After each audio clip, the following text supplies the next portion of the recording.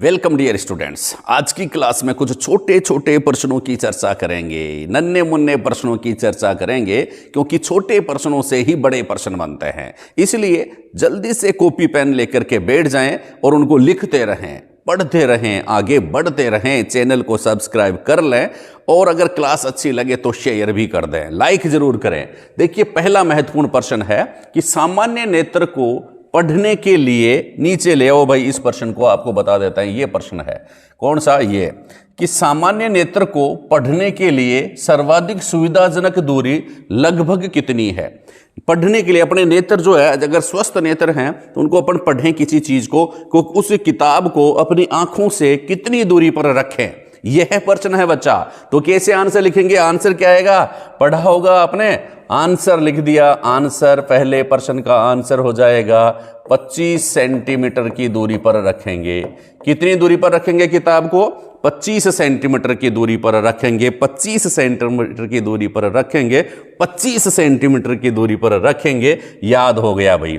हमारे नेत्रों पर दूसरा प्रश्न है, किसी प्रतिबिंब का असर हमारे नेत्रों की जगह यहां पर रेटिना पर भी आ सकता है। रेटिना या दृष्टिपटल, रेटिना या दृष्टिपटल पर किसी प्रतिबिंब का असर कितने समय तक रहता है। हमारे रेटिना या दृष्टिपटल या हमारे नेत्रों पर किसी प्रतिबिंब का असर कितने समय तक रहता है। ठीक है, आप बढ़िया प्रश्न है। जैसे मैं आपके सामने आ गया, ठीक है, और वापस जाकर के वापस चला गया तो आप सोचेंगे एचआर सर तो गए, लेकिन वो असर भी आपके दिमाग में, एचआर सर आपके दिमाग में रहते हैं, आपकी आंखों में रहते हैं। कब तक रहते हैं, कितने समय तक रहते हैं?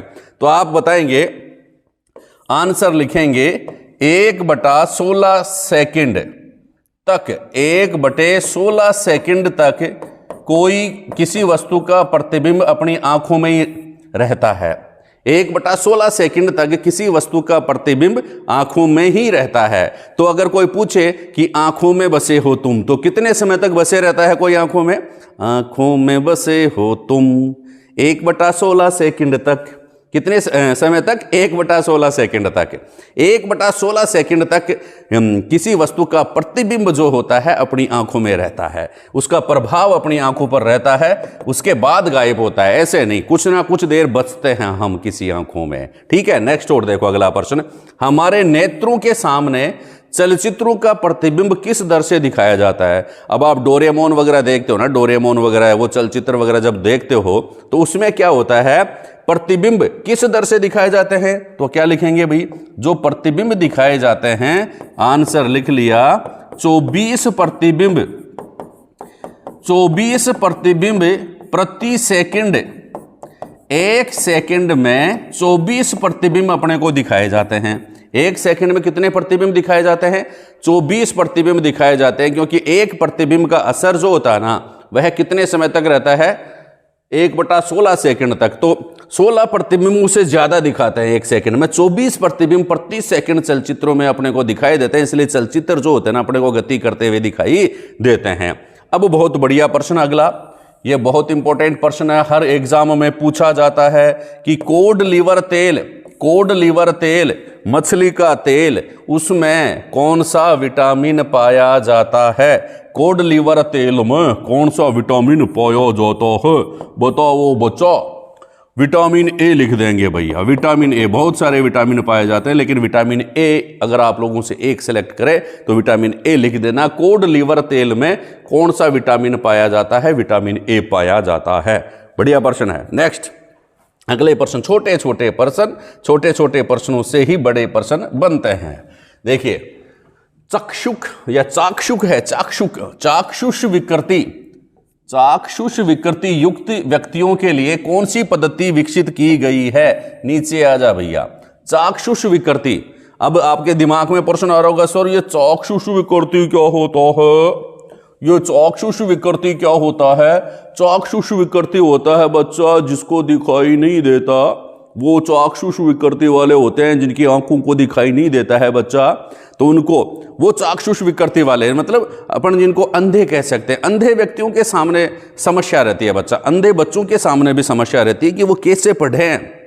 ठीक है, तो उनके लिए एक चाक्षुष विकृति युक्त व्यक्ति ने ही एक पद्धति विकसित की थी, उस पद्धति का नाम क्या है? तो आप बताएंगे बच्चा, आंसर सिंपल सा आंसर लिख लिया, ब्रेल पद्धति।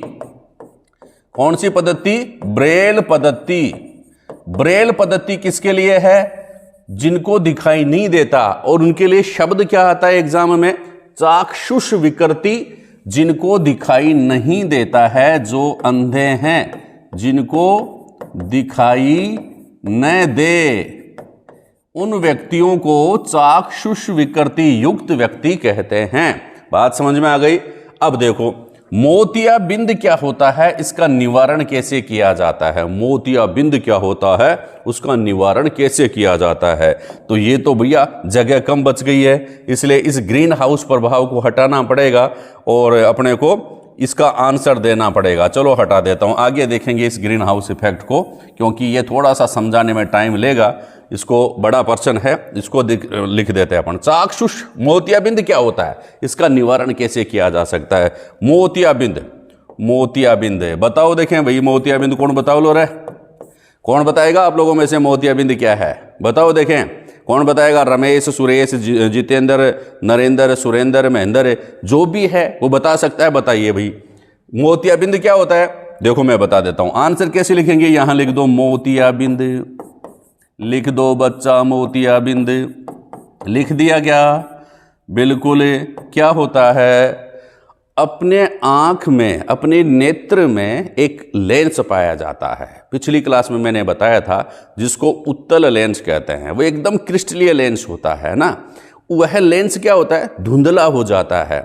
ठीक है, तो नेत्र, अभिनेत्र लेंस का धुंधला हो जाना, ठीक है, मानव नेत्र जो नेत्र का लेंस है उसका धुंधला हो जाना, तो क्या होता है, क्या कहलाता है? मोतियाबिंद कहलाता है। ठीक है, क्या लिखेंगे? जब नेत्र का क्रिस्टलीय लेंस क्या हो जाता है बच्चा? क्रिस्टलीय लेंस धुंधला हो जाता है, धुंधला हो जाता है। समझ में आ गई क्या बात है? यही लिखना है। क्रिस्टलीय याद नहीं रहे तो लेंस लिख देंगे तो भी चल जाएगा बच्चा। जब नेत्र का लेंस धुंधला हो जाता है तो इसको हम क्या कहते हैं? तो इसे मोतियाबिंद रोग कहते हैं। मोतियाबिंद हो गया भाई, तो इसे मोतियाबिंद कहते हैं। क्या होगा भाई? दिखा साफ नहीं दिखेगा भाई, आंख में फूलो पड़ गो, मोतियाबिंद। तो इसे क्या कहते हैं? मोतियाबिंद कहते हैं। अरे यार क्या हो रहा है भैया? मोतियाबिंद, बिंदु मत लिख देना, मोतियाबिंद कहते हैं। ठीक है, और देसी भाषा में अपन क्या कहते हैं? उसके तो आंख में फूला पड़ गया। फूला का मतलब कोई आदमी नहीं गिर गया आंख में, फूलचंद नहीं गिर गया आंख में। फूला का मतलब क्या है? उसके मोतियाबिंद हो गया है बच्चा। क्या हो गया है? मोतियाबिंद। ये मत समझ लेना कि आंख में फूला पड़ गया तो कोई व्यक्ति उसके आंख में गिर गया है, ऐसा नहीं है। फूला पड़ने का मतलब क्या होता है बच्चा? फूला पड़ने का मतलब होता है मोतियाबिंद होना। और मोतियाबिंद में क्या होता है? जो क्रिस्टलीय लेंस है वह धुंधला हो जाता है, जिससे उस व्यक्ति को स्पष्ट दिखाई नहीं देता है। अब पूछते हैं भाई इसको निवारण कैसे करें? अरे भैया निवारण कर दो। उसका निवारण जो है ऑपरेशन, शल्य चिकित्सा के द्वारा इसका निवारण कर दिया जाता है। ऑपरेशन कराए हुए फूला पड़ गो तो शल्य चिकित्सा के द्वारा इसका निवारण किया जा सकता है। शल्य चिकित्सा के द्वारा।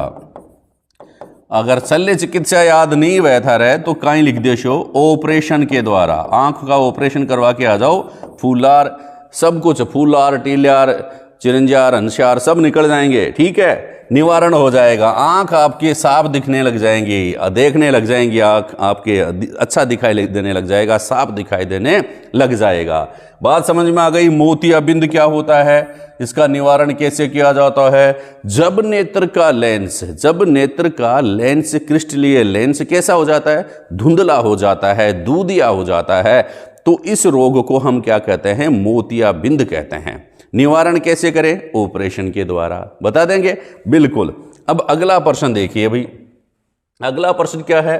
ग्लोबल वार्मिंग, पौधगर प्रभाव, इसको थोड़ा बाद में देखेंगे बच्चा। अगला छोटे छोटे प्रश्न देखते हैं। एड्स के विषाणु का नाम लिखिए।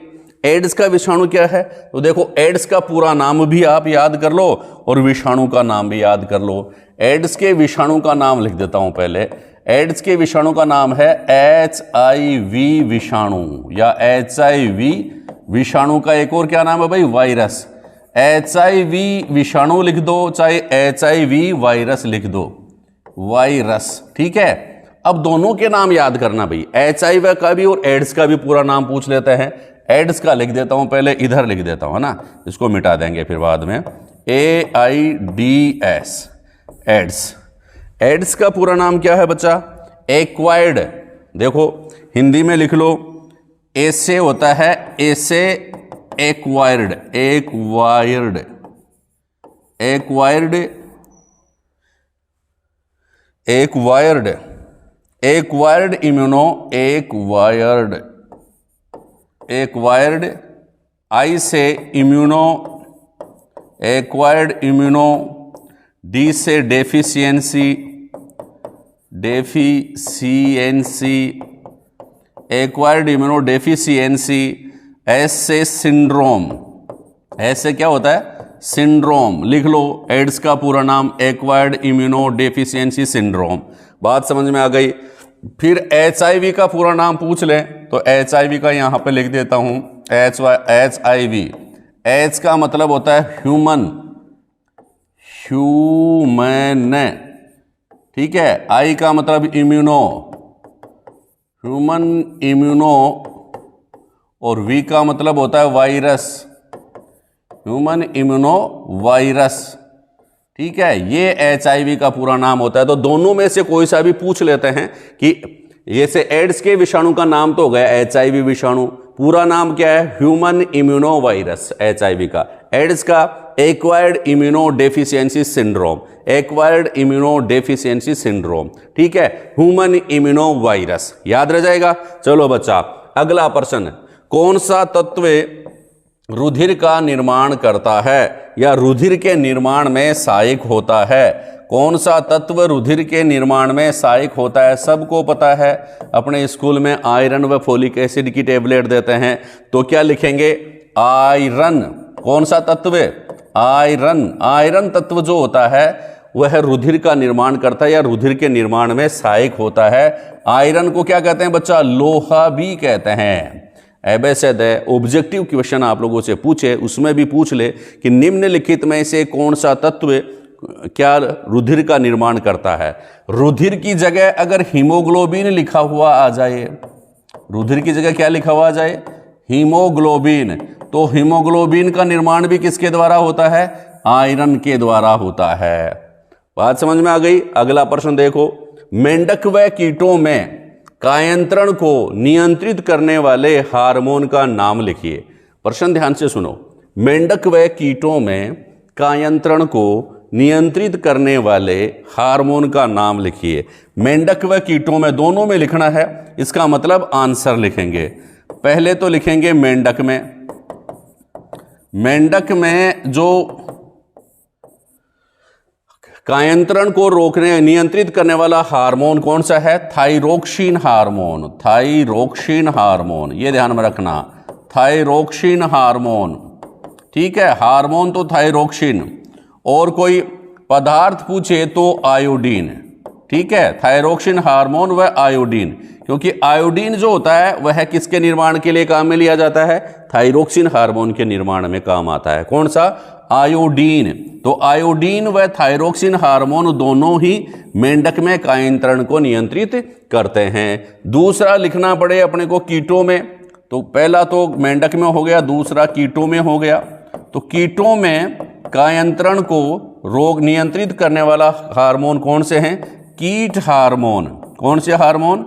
कीट हार्मोन जो होते हैं वो कीटों में कायंत्रण को नियंत्रित करते हैं। बड़ी क्लास में पढ़ेंगे कीट हार्मोन्स के बारे में आप लोग, अब तो सिर्फ कीट हार्मोन ही आप याद कर लो। ठीक है, नेक्स्ट देखो,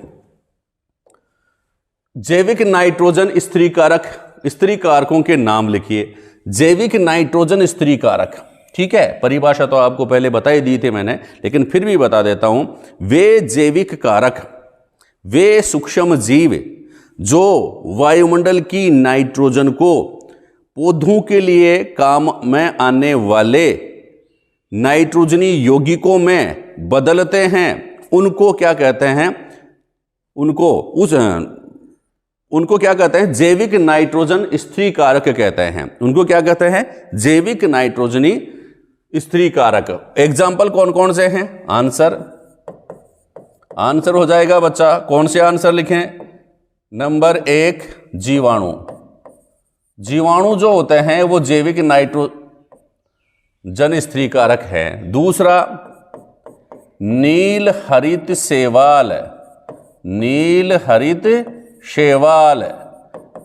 हरित शैवाल या फिर इसको कहते हैं साइनोफाइसी के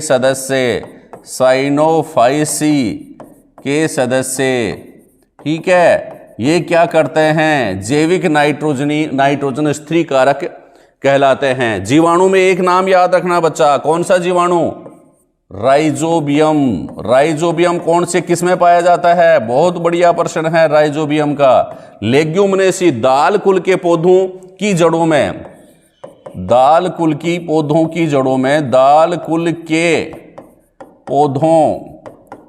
को की जड़ों में कौन सा जीवाणु पाया जाता है? राइजोबियम पाया जाता है। दाल कुल के पौधों को कौन सा कुल कहते हैं?